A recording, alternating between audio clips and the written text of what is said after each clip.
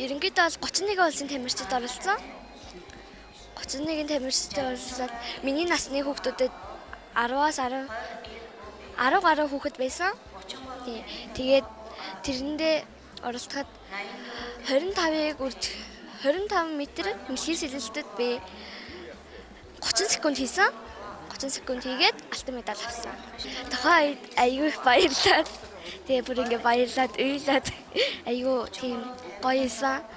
Хамгийн анхны алтан медалаа хүртсэн болохоор аюу гоё исэн.